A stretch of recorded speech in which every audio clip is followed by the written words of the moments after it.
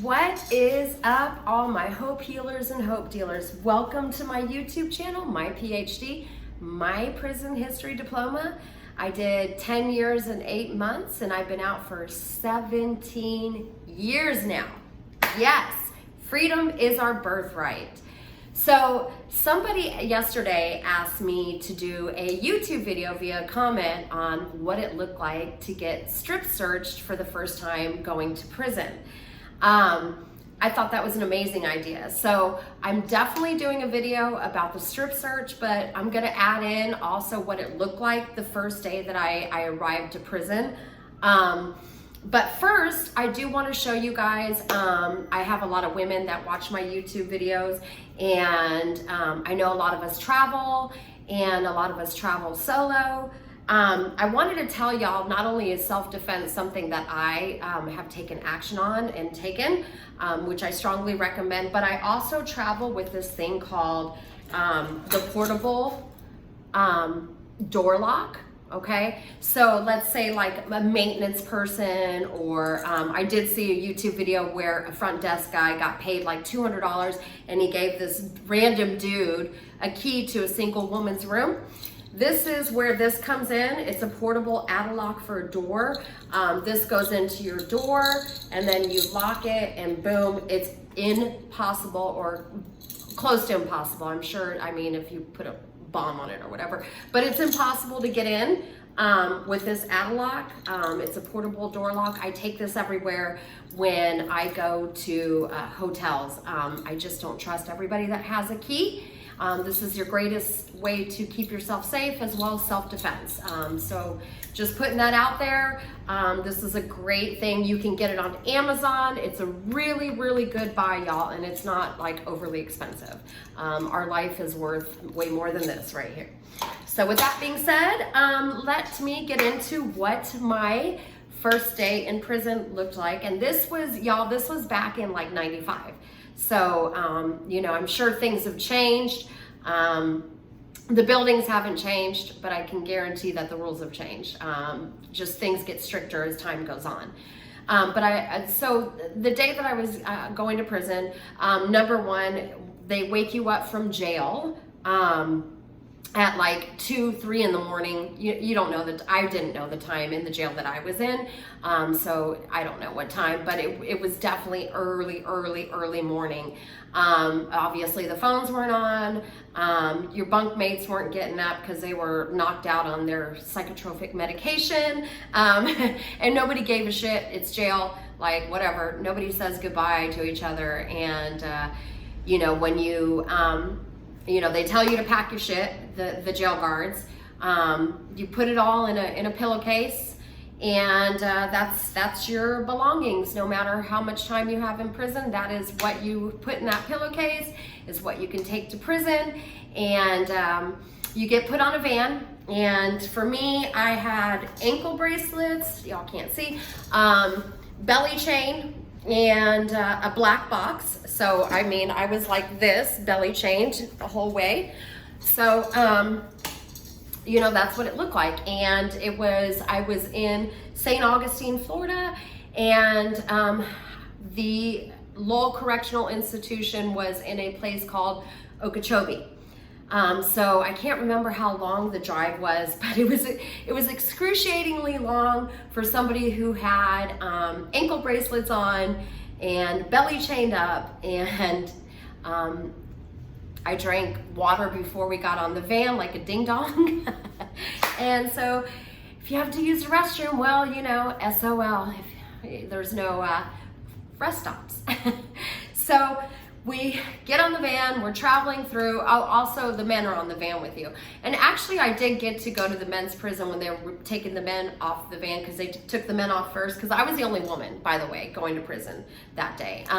The rest of the van had men, and I think there was like 5 men.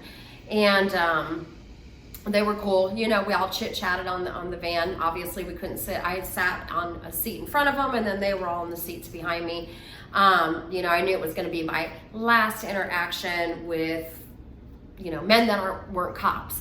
So I welcomed the conversation, and it was polite, respectful. You know, we just talked about what we were doing time for. I had gotten the longest sentence in the van. They called it a Buck Rogers date back then, and obviously, you know, I got sentenced to 12 years. So 95 to 2007 definitely looked like some Buck Rogers shit to me. So absolutely. You know, so they're like, oh, you're a gangster, whatever, you know, because all those guys had like 2 years. We dropped them off, and then we proceeded to the women's prison. And like I said, I was the only girl, so we get into this thing called the Sally Port. You go in through this gate, and then there's another gate, and a brown uniform guard waiting on me. It was a female guard, didn't crack a smile. She looked like she hated not only me, but herself. And, you know, I tried to joke and say this was not the hotel that I signed up for, because I have a tendency to do that. When I'm nervous, I will make a weird joke, and she didn't crack a smile. She could give 2 shits what I had to say. She just told me, you know, get on the white line, and that's when the officers from the jail came and finally uncuffed me from my ankles and my belly chain. And I immediately got thrown into a room where it was 2 guards, had me completely strip search. You know, while they went through my pillowcase, I had to stand there without any garments on. And then finally they got to me, and it was open your mouth, hold your cheek, take your tongue out, hold your ears, hold your hair up, ears. You're unclothed while this is all going on, and then you turn around, you spread your butt cheeks, and you cough about 2-3 times, whatever, you know, they could make you cough as many times as they want. Always women, never men strip searched you, and of course, and you know, they could also tell you to spread your lips, which is what they had, you know, me do. Very humiliating, I guess you would say. I mean, it happened in jail, but in jail, I just feel like they kind of glossed over us in comparison to these strip searches in prison. And I'll tell you, when you go to visitation, they're like 20 times more thorough. So, you know, visitation, 9 times out of 10, I would even say, freak, I hate visitation because of the strip searches. You get strip search going in, you get strip search going out. It was annoying. But anyway, and then from there, they immediately take you to medical with you're carrying around your lovely luggage, which is the pillowcase. And you go to medical, and they take all sorts of blood. They test you for all sorts of things, I guess, with this blood.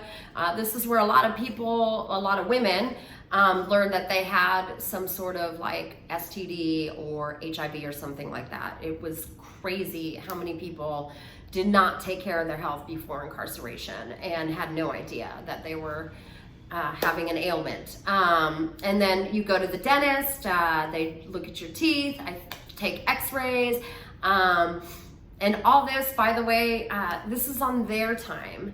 So like by the time you sit down in medical, by the time you're done, you're looking at a good 8 to 10 hour day. I shit you not. You don't have to take any kind of showers or whatever. I mean, once you, like not with any lye soap or anything, because, you know, you did that when you went to jail, the lye soap. Ugh. But anyway, yeah, so after about 8 to 10 hours of this insane shit, you go into what's called RNO, which is reception orientation. You have your own dorm. It was at Lowell Correctional Institution. It was at 2 places. It was at Lowell Correctional Institution, so it was the people down like St. Augustine area, Daytona, that went to that one. And then the Miami area, they went to orientation at Broward. But you get put in this dorm so fucking intimidating.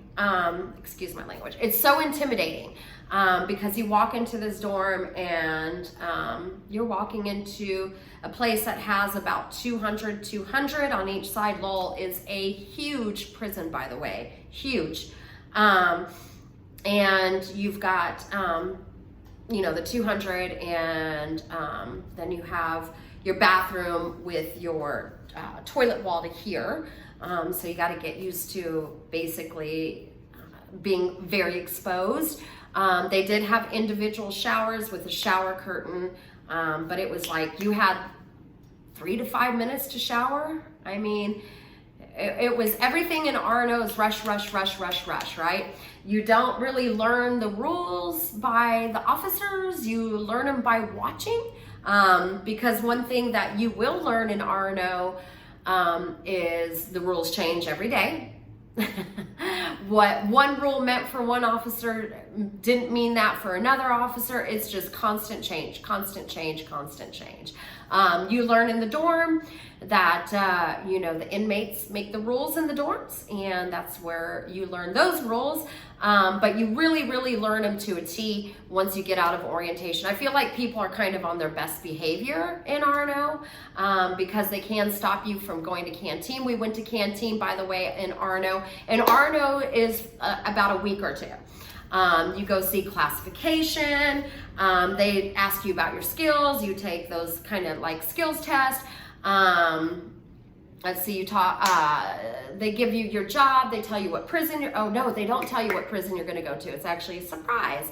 But I remember telling my classification officer, I heard about this place called Levy Forestry Camp that I wanted to go to. My friend Teresa was there that I knew from jail, and I heard that it was quite a small prison, and I'm telling y'all, I felt very overwhelmed, very overwhelmed. Lowell was huge, and you know, the people, most people looked very intimidating. So I asked to get sent to Levy Forestry Camp. Levy was a work camp. So most of the people had gate passes, and they went out the gate and they pulled these like trees out of the ground for, I don't know, sell to nurseries or whatever. The inmates did not get paid. This was free labor. They did it from, 5 a.m. and they would come back into the compound about 4 p.m. I had the Buck Rogers date, so I had to stay inside the gate, and they put me in the kitchen. The worst job you could ever have in prison. I started off washing. So at Levy Forestry Camp, there was there was no solitary confinement and there was no medical. So you couldn't have any medical issues to get approval to get to Levy Forestry Camp because they didn't have any doctors on site or nurses on site. And obviously you could not be a disciplinary problem because they didn't have solitary confinement. So if you had a medical issue or you committed an infraction that warranted going to solitary confinement, you got shot back over to Lowell, which was about a 45-minute drive. And then when you were done either with medical or serving your disciplinary time in solitary, you get shot back over to Levy. Levy had, I think, about 400 inmates. It was super tiny, but still, I was the dishwasher there for like a year. No, probably like 8 months. And then I got promoted to a baker, which sucked even more, to be honest with you. And I baked for everybody until I figured out like Levy super sucked and I had to get out of there. And that is another story, how I manipulated to get out of Levy. You know, I'm telling you, it happened. I'm so grateful that I did a orientation at Lowell and then got straight on out of there and went to a small prison. Because honestly, like I got to eat the elephant in small bites, so to speak. It got me a little bit acclimated to what I was going to expect at the bigger prisons. My first fist fight was I my first, interaction with a potential girlfriend was at Levy. I didn't fall through, but I discovered those things. Oh, I also discovered pen pals at Levy from this chick named Silvana. Oof, girl. She taught me how to make money off of pen pals. There's actually a YouTube video about that, what it looked like to write pen pals in prison and what your potential earnings are. So if y'all want to check that video out, it's down there. But anyway, that My Hope Healers and Hope Dealers is what it looked like for my first day in prison, you know, and gave you a little bit more detail. I definitely need to remember I'm going to write it down actually, what it looked like, how I got out of Levy. Because y'all, it's so hard to get shipped to another prison. You really have to pull some strings or manipulate the system. I'm not a string puller, so I was more the manipulate the system type of person, but that is story time another time. But you know, all my Hope Healers and Hope Dealers, I make sure to do this at the very end, always. You know, I look back on my life and you know, they told me I couldn't vote, I couldn't have a passport, I wasn't gonna be shit. You know, just so y'all know, the internet basically came out when I was in prison, 95 to 2005. I'm in tech. Everything is self-taught. You know, I tell you right now, I say this all the time to people. I have faith tattooed and freedom tattooed on my body. You know, it takes a lot of faith to believe in yourself and believe that you were built under the right architecture for the life that you are walking through. You know, free will is whether I'm going to stick around for something that's not conducive for my life. And when I got out of prison, I knew for a fact that not only was I going to change, but I knew for a fact that I was going to light the world on fire. I had no other choice. You know why? Because there were a lot of people behind me that thought I was going to fail. And there was a lot of women in prison that were cheering me on, and if I made it, I knew I was going to give them some hope. And you know, my mom used to always tell me, God rest her soul, my mom used to always say, with no hope there's no life. So I have faith and hope every day. You know, things change and there's things that happen.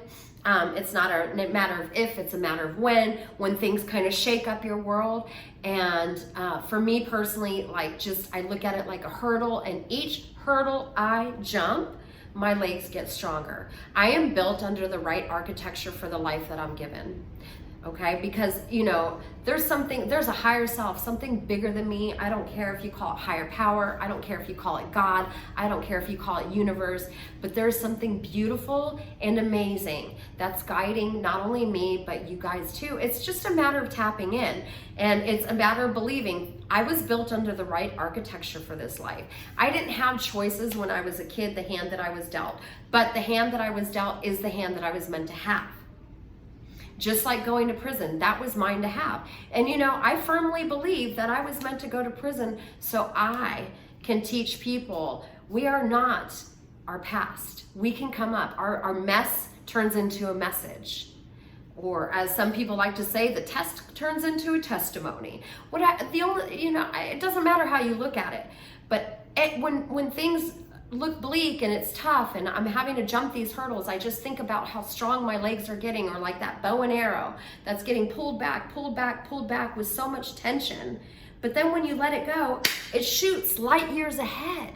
That's what happened to me, is when I got out of prison, I had so much hustle up in my mind, like I was going to make it. Like my feet, my head, my brain, everything was on fire to succeed.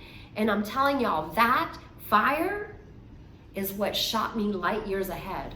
I was that arrow that got pulled back with the bow and shot light years ahead. And this just isn't for me, it is for everyone. So if you're going through a tough time right now, picture yourself as that arrow that's in the bow and you're getting pulled back, and get ready.